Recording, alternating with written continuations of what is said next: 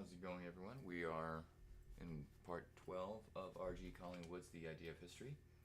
Just need to get the chat set up and then I'll start the reading.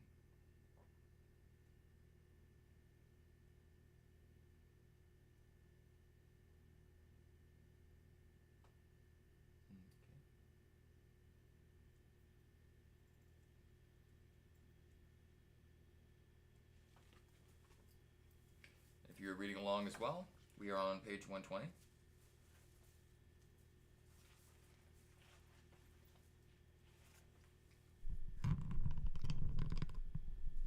Sorry.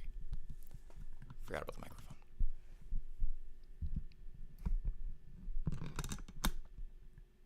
Okay.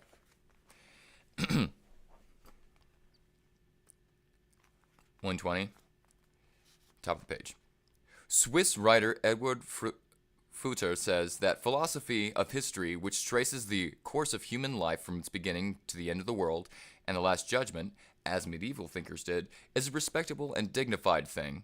But Hegel's philosophy of history, which makes history's end not with the last judgment, but with the present day, only ends in glorifying and idealizing the present, denying that any further progress is possible and providing a pseudo-philosophical justification for a policy of rigid and unintelligent conservatism. But here again, Hegel, like Fichte, is surely in the right. The philosophy of history is, according to his idea of it, history itself philosophically considered. That is, seen from the inside. But the historian has no knowledge of the future. What documents, what evidence has he from which to ascertain facts that have not happened yet? And the more philosophically he looks at history, the more clearly he recognizes that the future is and always must be a closed book to him. History must end with the present, because nothing else has happened. But this does not mean glorifying the present or thinking that future progress is impossible. I feel like I already read this part.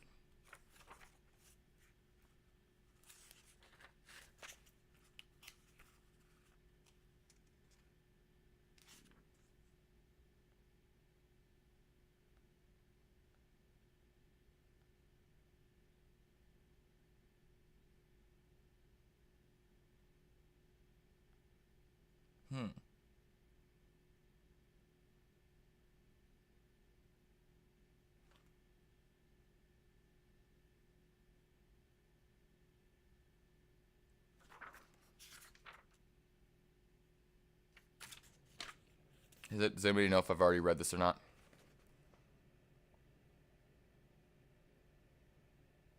No, maybe I haven't. Sorry about breaking from the book.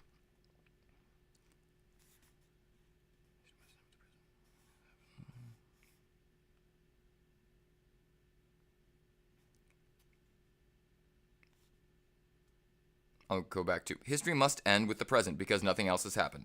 But this does not mean that glorifying the present or thinking that the future progress is impossible. It only means recognizing the present as a fact and realizing that we do not know what the future progress will be. As Hegel put it, the future is an object not of knowledge, but of hopes and fears are not history. If Hegel, in the practical politics of his later life, was yeah, I did read this before. I have read this. And then Hegel and Marx. Yeah, okay, so we have gone through this. Sorry about that. Yeah, positivism, okay. Starting from page 130. I'm glad that I recognize this. Okay. Top of page 130. Had worked out in a new method of handling sources, the method of philological criticism. This essentially consisted of two operations. First, the analysis of sources, which still meant literary or narrative sources, into their component parts, distinguishing earlier and later elements in them and thus enabling the historian to discriminate between the more and less trustworthy portions. And secondly, the internal criticism of even more trustworthy parts, showing how the author's point of view affected his statement of the facts, and so enabling the historian to make allowance for the distortion thus produced. The classical example of this method is Niebuhr's treatment of Livy, where he argues that a great part of what was usually taken for early Roman history is a patriotic fiction of a much later period, and that even the earliest stratum is not sober historical fact, but something analogous to ballad literature, a national epic, as he calls it, of the ancient Roman people. Behind that epic, Niebuhr detected the historical reality of early Rome as society of peasant farmers. I need not here trace the history of this method back through Herder to Vico. The important point is to notice that by the middle of the 19th century, it had become the secure possession of all competent historians, at least in Germany. Now, the result of this processing method was that historians knew how to do their own work in their own way, and no longer ran much risk of being misled by the attempted assimilation of historical method to the scientific. From Germany, the new method spread by degrees to France and England, and wherever it spread, it taught historians that they had a task of a quite special kind to carry out, a task concerning which positivism had nothing useful to teach them. Their business, they saw, was to ascertain facts by the use of this critical method, and to reject the invitation given to them by the positivists to hurry on to a supposed second stage, the discovery of general laws. Consequently, the claims of the Comtean sociology were quite quietly set aside by the abler and more conscientious historians, who came to regard it as sufficient for them to discover the state of the facts themselves. In the famous words of Rank, wie es English, I don't know enough German to be able to pronounce that. History is the knowledge of the individual. History as the knowledge of the individual. Facts was the gradual detaching of itself as an autonomous study from science as the knowledge of general laws. But although this growing autonomy of historical thought enabled it to resist, to some extent, the extremer forms of the positivist spirit, it was nevertheless deeply influenced by that spirit. As I have already explained, the 19th century historiography accepted the first part of the positivist program, the collection of facts, even if it declined the second, the discovery of laws. But it still conceived its facts in a positivistic manner, i.e., as separate or atomic. This led historians to adopt two rules of method in their treatment of facts. One, each fact was to be regarded as a thing capable of being ascertained by a separate act of cognition or the process of research, and thus the total field of historically knowable was cut up into an infinity of minute facts, which each to be separately considered. 2. Each fact was to be thought of not only as independent of all the rest, but as independent of the knower, so that all subjective elements, as they were called, in the historian's point of view, had to be eliminated. The historian must pass no judgment on the facts. He must only say what they were.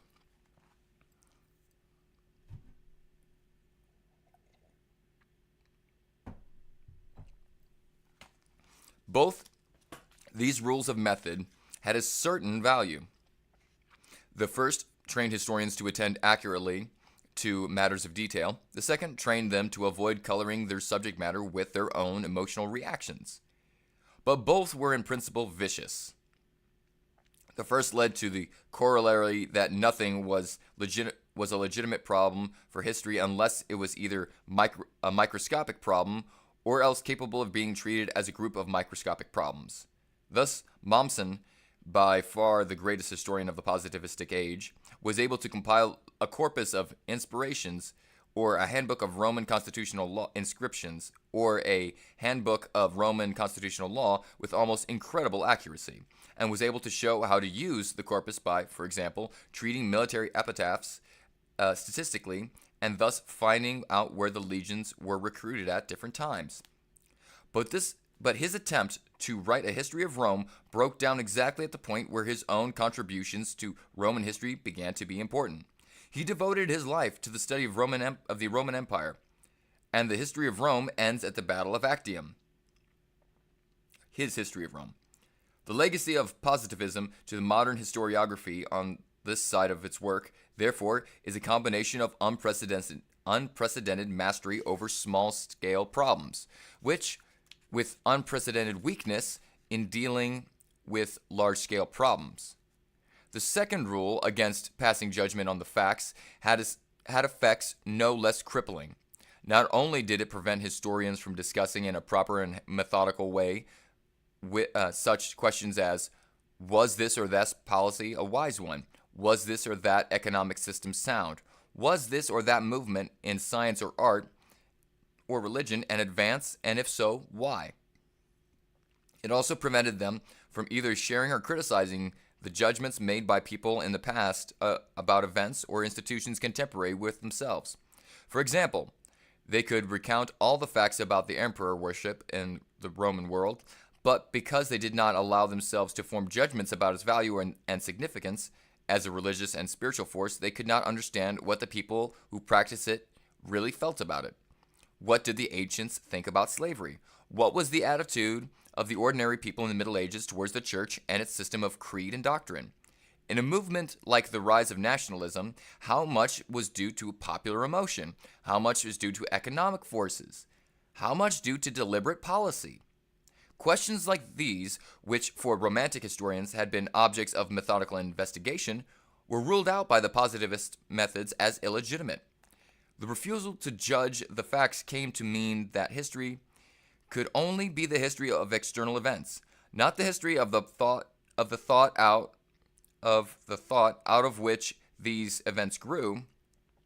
This was why positivistic historiography bogged itself in the old error of identifying history with political history, e.g. in Ranke and more still in Freeman, and ignored in the history of art, religion, and science, etc., because these subjects with which it was incapable of dealing, for example, the history of philosophy, was never during that period studied with such success as it had been by Hegel, and a theory actually grew up to a romantic historian, or to use us today would seem merely comic, that philosophy or art has properly speaking no history at all. All these consequences flowed from a certain error in historical theory. The conception of history as dealing with facts and nothing but facts may seem harmless enough, but what is a fact? According to the positivistic theory of knowledge, a fact is something immediately given in perception. When it is said that science consists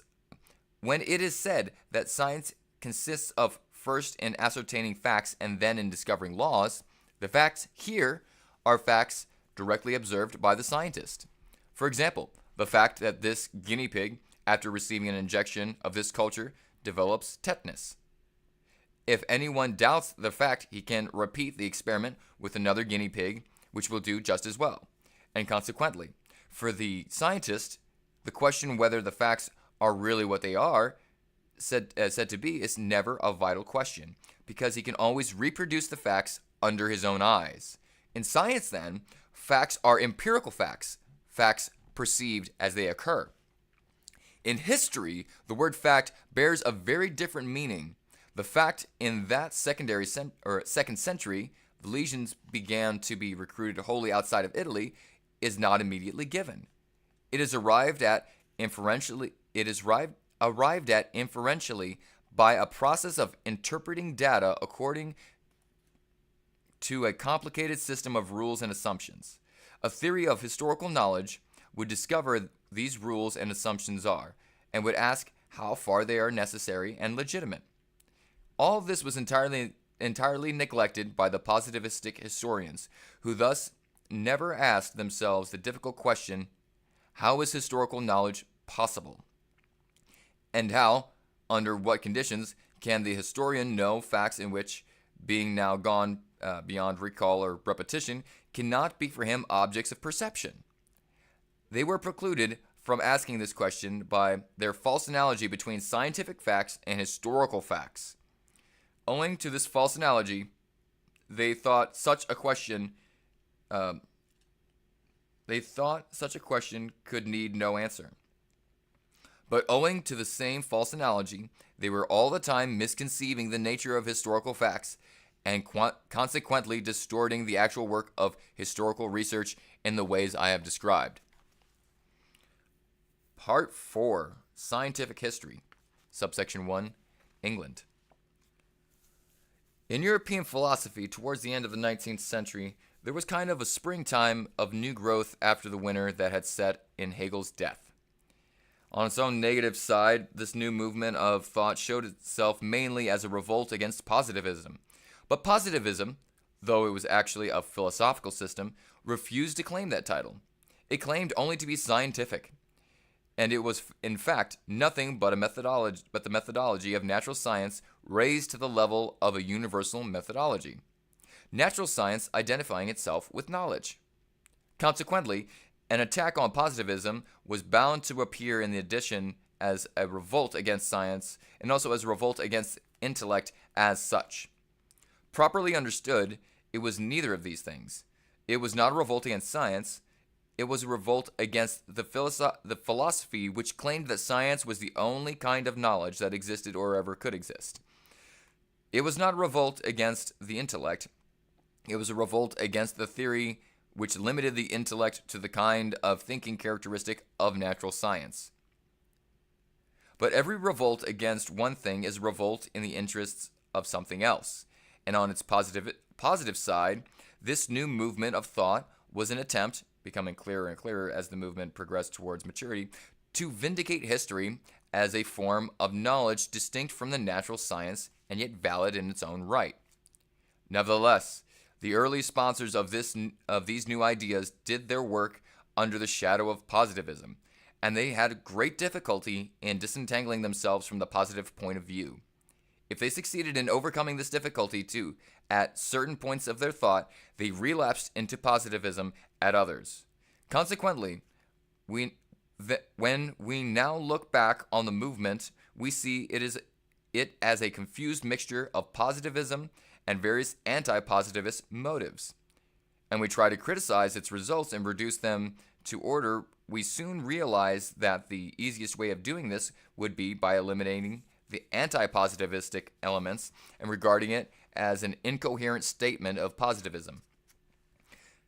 This, of course, would be a false interpretation. It would imply mistaking the ferment of new growth for the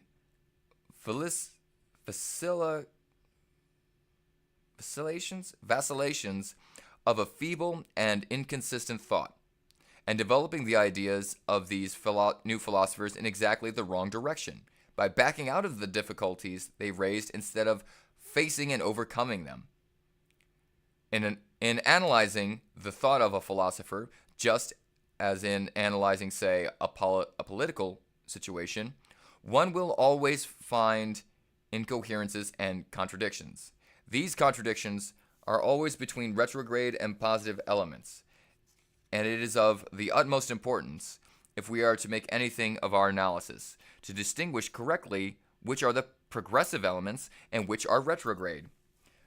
The great merit of study of our subject historically is that it enables us to make this distinction with certainty. In England, the leader of the new movement to which I have referred was F. H. Bradley, and his published work was specifically concerned with the problems of history. This was the Presuppositions of Critical History, written in 1874. The situation out of which this essay grew was the condition of biblical criticism as developed by the Tübingen School, notably F.C. Bauer and David Strauss. These German theologians had applied the new methods of historical criticism to the narratives of the New Testament, and the result was very destructive to the belief in the credibility of those narratives. The destructiveness of this result, however, was not due to simply the use of critical methods, but to the positivistic spirit in which those methods were used. The critical historian is one who no longer is content to say, the authorities say such and such an event happened, therefore I believe it did. He says the authorities say it had happened, and it is for me to decide whether they are telling the truth or not. Thus, critical historians were bound to ask whether the New Testament narratives in this or that particular were reporting historical fact or fictions that grew up as part of the legendary tradition of a new religious sect. Either alternative was theoretically possible.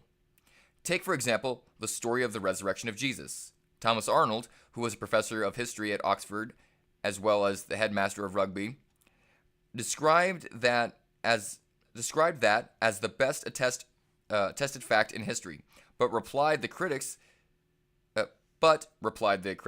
its being well attested only proves that a lot of people believed it, not that it happened.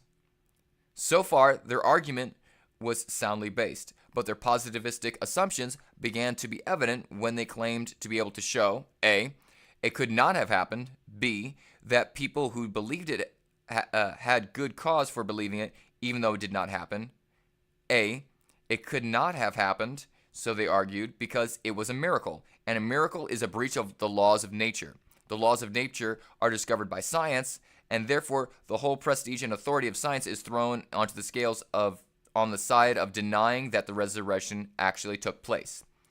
B, but the members of the early church were not scientifically minded people. They lived in an atmosphere where the distinction between what could and what could not happen meant nothing. Everyone in those days believed in miracles, and therefore it was only natural that their imaginations should invent miracles like this, and so credible to their own church and reflecting such glory on its founder. The result was that the critics, without the smallest anti-religious or anti-Christian bias, but on the contrary, wishing to base their own Christian beliefs only on the solid rock of critically ascertained historical facts, set to work to rewrite the New Testament narratives, leaving out the miraculous elements. At first, they did not realize how far this committed them to skepticism about religious Christian origins. But very soon, the problem arose. If the miracles are omitted altogether with everything else that is tarred with the same brush, what is left? According to the critical theory, the early Christians only put the miracles in because they were unscientific, imaginative, credulous people.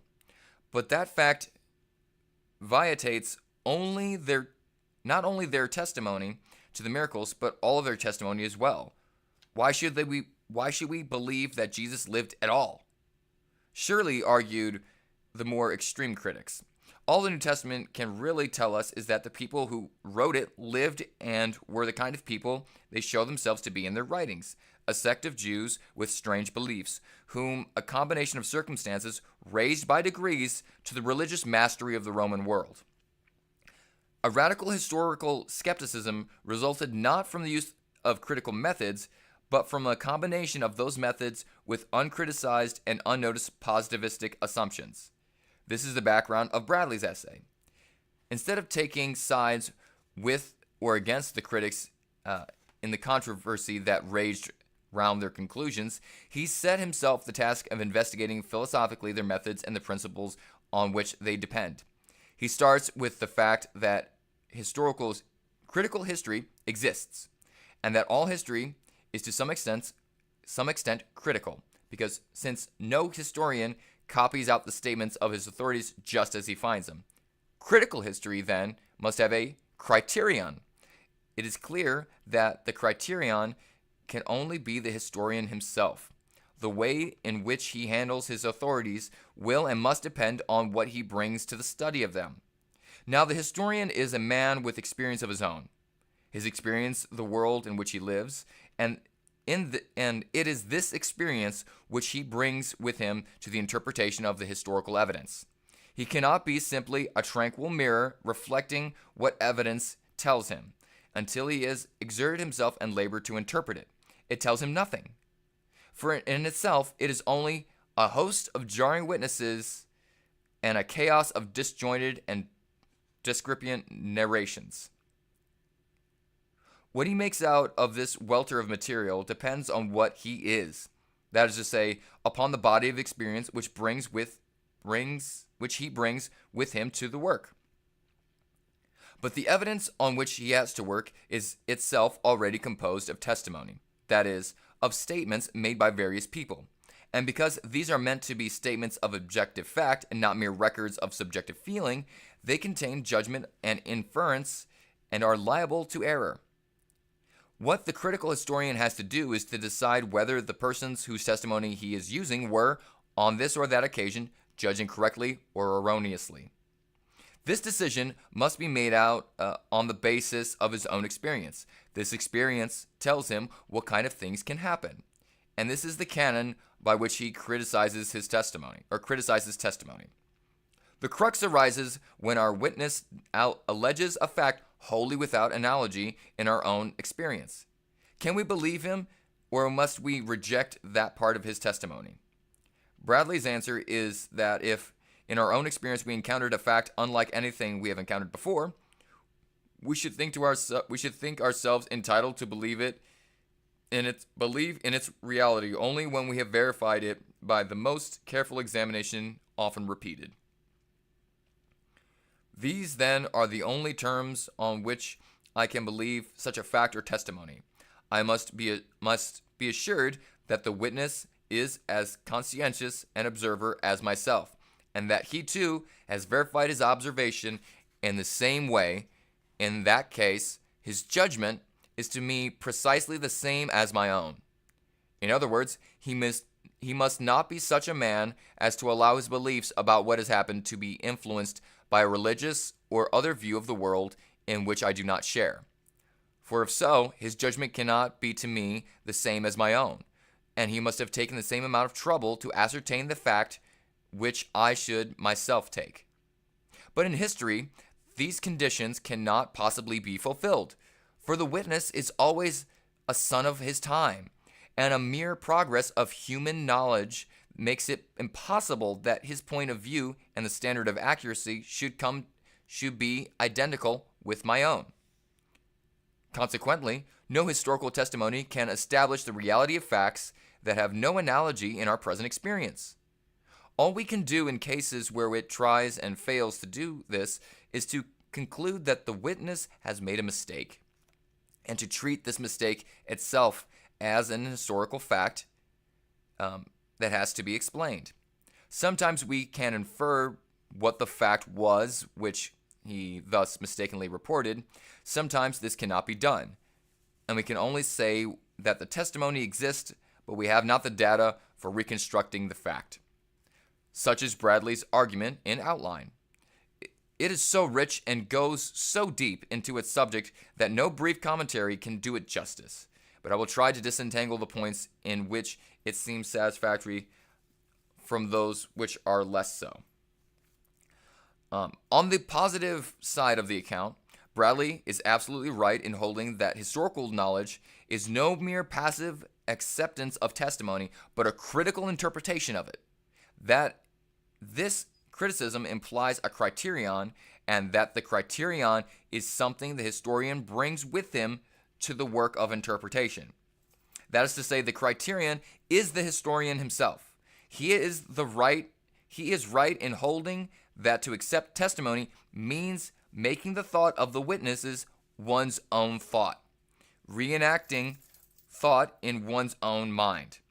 For example, if a witness says that Caesar was murdered, I accept his statement, and my own statement, this man was right to say that Caesar was murdered, implies a statement of my own. Caesar was murdered. And this is the original statement of the witness.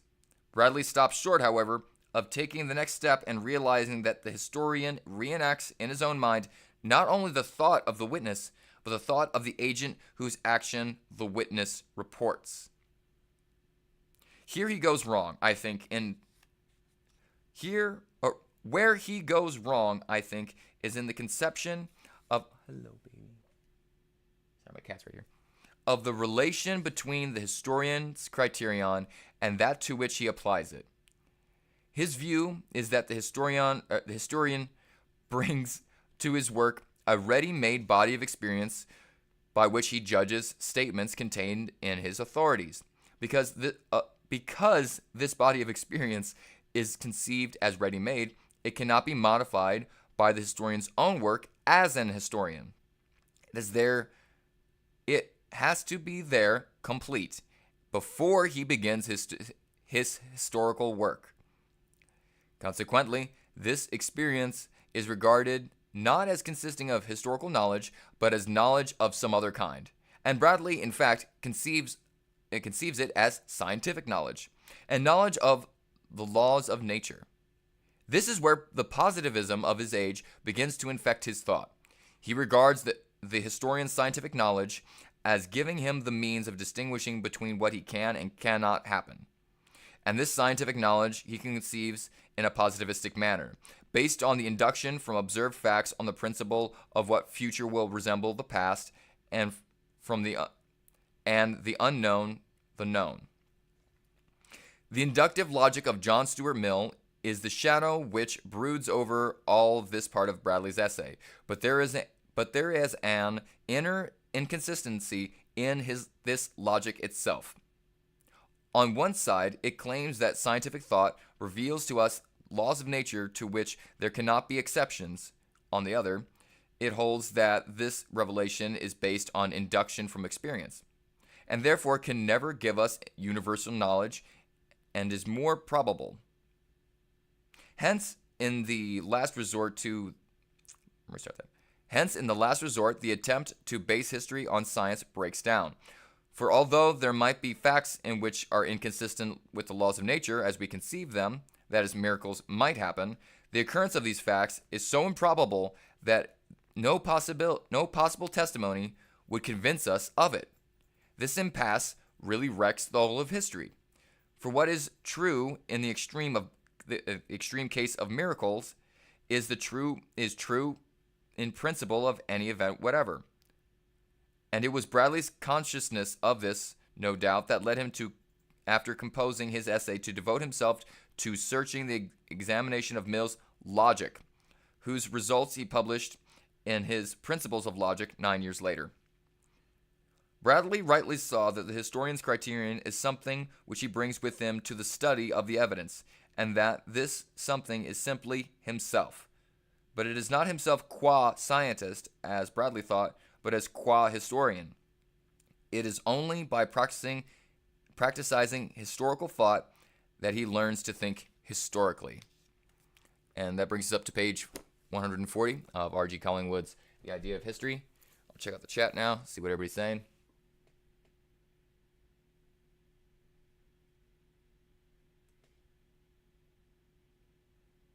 Ice cream man guy? What do you mean? Well, okay, so here we go. What was the chapter? From what chapter am I reading? Okay, shit, this is chapter 4, I believe. Let me go look. I'm pretty sure we just entered a new chapter halfway through. No, part 4. Yeah. So this would be. We are about. Dang it! I just saw the table of contents. Oh, this is the editor's preface. Get past that. Goddamn. Okay. So we're in part 4, subsection, chapter 1 or subsection 1, and I think we just did Bradley. Yeah, that's where we're at. Oh, I'm glad that you like it, Carissa. Yeah, if you can see that at all. The camera that I have is kind of crappy for my laptop. Click back on that.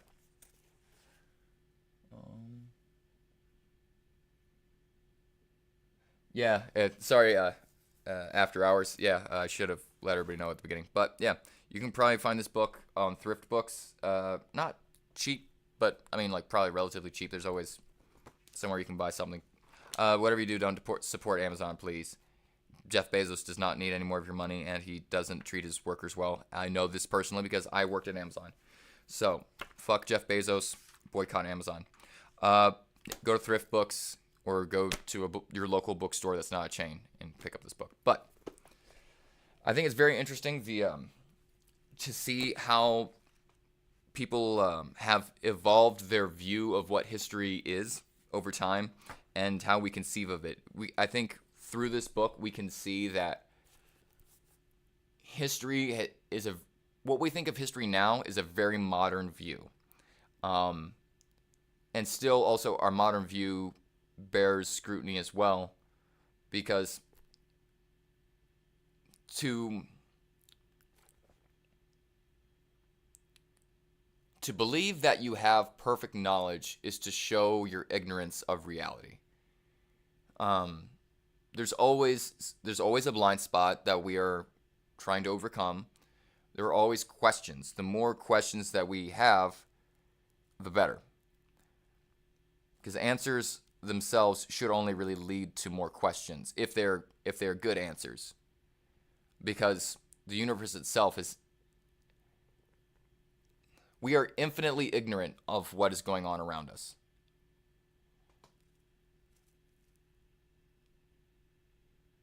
Personally, Wesley says, personal experience give me blind faith. But even then, is that truly blind faith? Because you still have for you have anecdotal evidence. You have evidence that you've actually experienced. So for you, that's first person knowledge.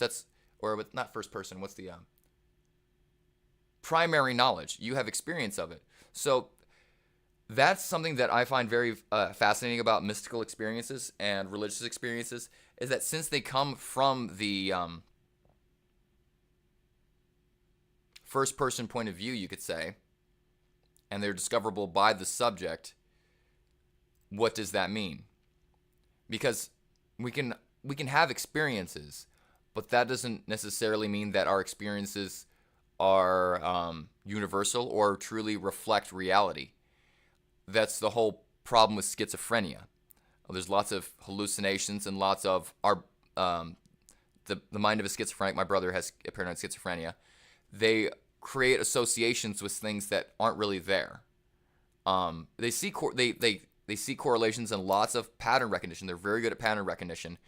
But the problem is there's lots of patterns that the mind creates out of nothing. That's why I have a whole painting about that. I talk about it on the thing. Oh, you can just see it, I guess. But this painting, let's see if I can see myself. Okay. This painting, there's nothing there. It's just black lines. Move it. Wait, so I gotta move it this way. I gotta move that. See, it kind of looks like there's a person there. It kind of looks like there's a face there. That's not actually there. I just randomly put down lines, and then when I looked back, and I was like, oh shit, that actually looks like a person. Because your brain creates meaning out of random patterns. It's called apophenia. Like when you see faces in just like random stuff. The mind is a very, very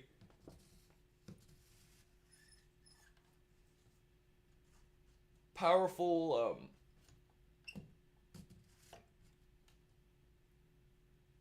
creator of simulations. So you can't take every single thought that you have or experience as it is. There's lots of times.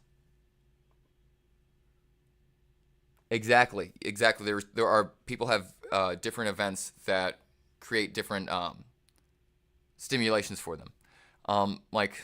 So a good example could be, let's take death. That's a good one to do.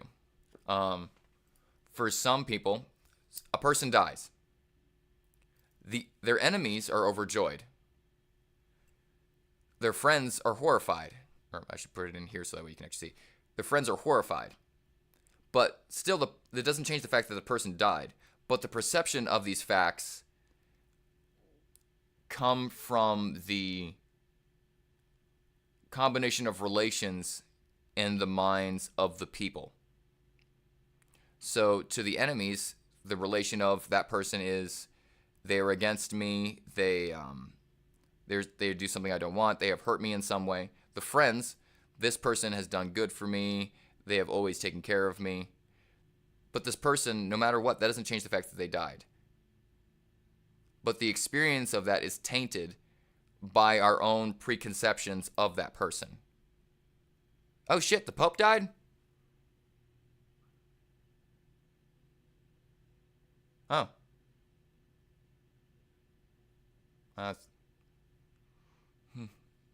Yep. I try not to be happy about other people dying, and I also try not to be sad. Whether I agree or disagree with them, whether they are heinous people or not, no matter what, life itself is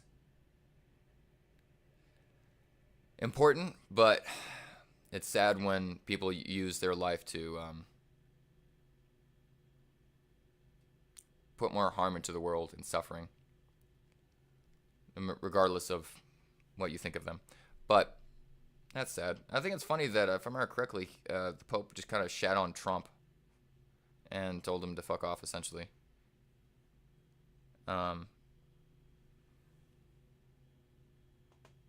Exactly. Yeah. I have no. I have nothing for the Pope. I actually didn't really. I don't really know much about him. If it was Pope Francis, but I also like. I'm. I guess maybe it's because of my lack of experience with or attachment to the subject that I have no feeling towards it, which I find is a very interesting thing. Is that we have a tendency to, how much we care about something is how much we are attached to it. So what does that mean? But when we're attached to something and something is broken off, we feel pain in certain different ways. So even if we hate something, if that thing is destroyed, there's a part of us that kind of dies because of the. It's kind of like the rivals. Rivals need each other to a degree. They need the ability to, for them to.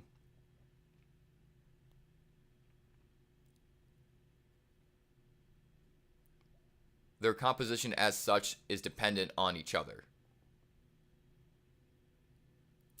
I don't know how else to put it. It's like they are reliant on both forms for I'm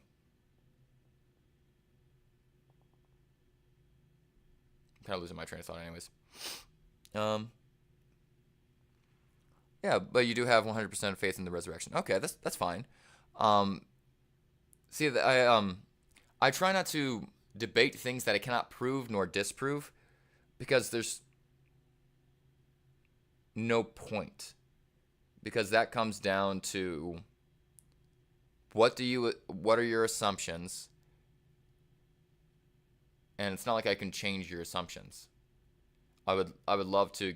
I like to give different perspectives, but they comes from the presupposition that there is a God and that there can be miracles. But if that thing does exist, then that could happen. But I don't see evidence of either one, or at least of the Abrahamic view of God as being an outside entity which creates the universe. Do I believe in God? A good way to put it you could say is I believe in the God of Spinoza. I've been called an atheist and I've been called a pantheist. Do I believe that there is an ultimate consciousness that directs everything? Not in a conscious direction. There is no. We like to find stories to comfort us. That is the issue. People aren't necessarily looking for meaning or purpose. What they're looking for is a story that explains the beginning, explains how it got to the present, and explains what the present is going towards, and gives them a role or their character in that story. That's what people are looking for. Meaning and purpose are just like the dumbest questions. What's the meaning of life? What's the purpose of life? It's the worst question in all of philosophy, because it doesn't make any sense. It's like, what's the meaning of a cup? There's no meaning behind it. It is a tool to hold liquid. The meaning is whatever I put onto it. But it is a cup, regardless of its meaning. And its purpose is to hold water, but it's only because I created this tool to be able to do that. What people aren't looking for is, like, what do you mean the meaning of life? What does life mean? Life means that systems come together and reproduce and continue to consume matter and then reproduce themselves. That's what life is, if that's what we're talking about. Physical systems becoming more complex and being aware of the environment. That's the meaning of life. But what people look for is like, oh, well, I want purpose. What do you mean by purpose, though? Why do you need a purpose? Well, it's because we've been so conditioned by these dumbass philosophical questions in religion to think that we have an important role as a character in this overarching story, because it's very comforting to believe that there is a story that we can simply understand, which will break down everything, so that way we don't have to actually think about life that long. We don't have to think that much if we already know the answer.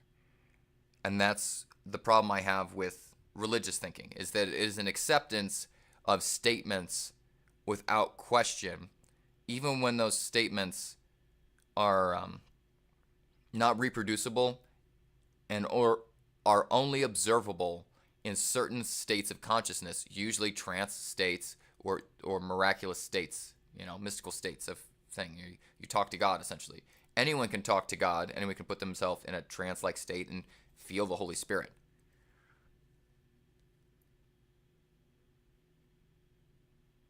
Oh, yeah. You're talking about the, okay, so let me go back to the chat so I can read. Only 5 years reborn wasn't, it was the Holy Spirit for me. Yeah, see, I totally understand. See, that's the thing where I feel a lot of Christians, they come in contact with the unknowable, which anyone can come in contact with. I've done it multiple times through either substances or meditative states, trance, hypnosis. There are tons of different ways. I have lots of books on this. You can do shamanistic practices and create vision states for yourself and talk to the God or whatever things are in there.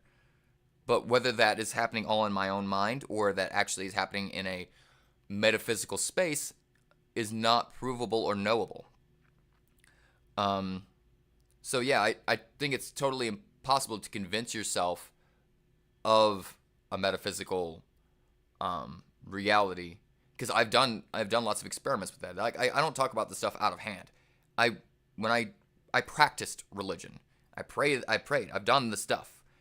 And I've also done things that are extra religious, things that religion tells you to not do because it breaks the illusion that they control the access to the infinite or the absolute, which can be touched through just, doing multiple rituals or methodologies of quietening the mind and allowing the symbols from the unconscious to come forth. But then, and I think I already answered this question. He said, believe in God. Most people really say when some starts to know with that. Wesley says, you are very knowledgeable about the Bible and Christ. You'll know who the Jews lifted up and called Messiah. You're talking about Yehoshua, known as Jesus in the Greek version of his name. Yeah. Supposedly he was the son of David, but the problem is that there's a lot of the Gospels themselves don't line up with what actually happens. So if you read all four Gospels and then you line them up with what they say Jesus did, first they say that the wise men were there right after Jesus was born, and then I think it's in Matthew that the wise men actually don't show up until Jesus is 2 years old. And then they go down to Egypt and come back. There's contradictory things of what Jesus did, what his parents did, where he was born. There's lots of problems with the Bible. That's why I don't base my faith on any of that type of it's like talking about with the idea of history. If you just take the witnesses' words as such and unquestioningly, you're assuming that they don't have their own agenda of telling you a certain story to get you to believe something. You can't just take facts as given. You have to question everything.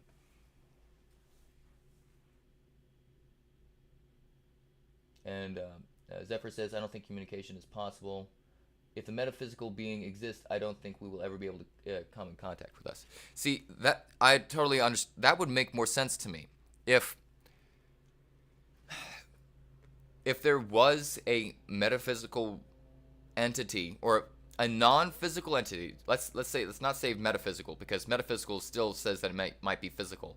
A non-physical entity, which is what the at least Christianity proposes, and Judaism, as far as I can tell, proposes that a non-physical entity, I don't know enough about Islam to make a commentary on that, I'm still studying, a non-physical entity created matter and is outside of the universe. It is not identifiable with the universe according to Christianity, and is a tripart unphysical substance. I don't see how. Well, maybe at most, if like let's just give it that it could create the universe. A non-physical entity creates a physical universe. How then does that non-physical entity interact upon physical systems? Where's the mechanism for that? See, like, this problem is actually a very old one with, it's called Cartesian dualism. Descartes separated the body and the mind in his philosophy. But I can't remember which philosopher, I can't remember what her name was, but she wrote him a letter and was like, well, yeah, but how does this mind interact with the physical? You propose these ideas, but propose no method of how a non-physical system acts upon a physical one. It would make more sense that the non-physical realm is predicated on the physical and arises from it. I can understand there being a non-physical being if the universe came into being first as a physical one, and then from there, the combination of the transfers of energy and information from there produces consciousness over time through evolution, and thereby produces a non-physical spiritual entity. That could make sense to me, but I don't see how it could work in reverse. Zephyr says, we're too minuscule and low. They control everything. The Lord of the universe won't tell little rat to stop eating grain from a human. I don't know, but maybe 3 like gravity stuff or telekinesis or something. See, like, yeah, like, I also need to study physics a lot more, but from what little I've studied, I don't see how a non-physical thing can create physicality. Because, like, but that also assumes that there is a reality outside of the mind. There is also the solipsistic idea, which is there is only one mind, and we are only just kind of like an illusion of awareness of itself in separate things. But anyways, it's 9 o'clock. I gotta get going. Gotta get going to work. This was an awesome stream. I thank you for talking with me, Zephyr and Wesley.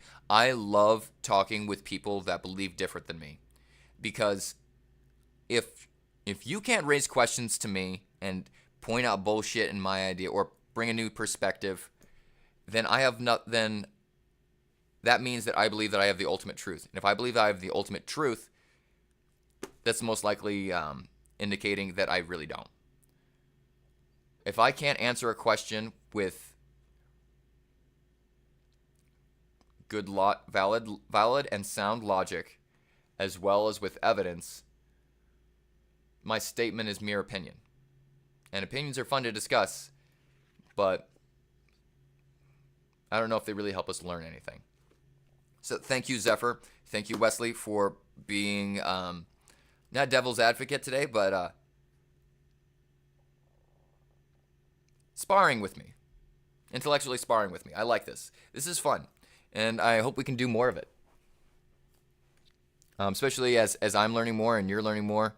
I think that we can both grow together through kind of a dialectic, through the idea of producing its own opposite, and then from there recombining and creating maybe a new idea.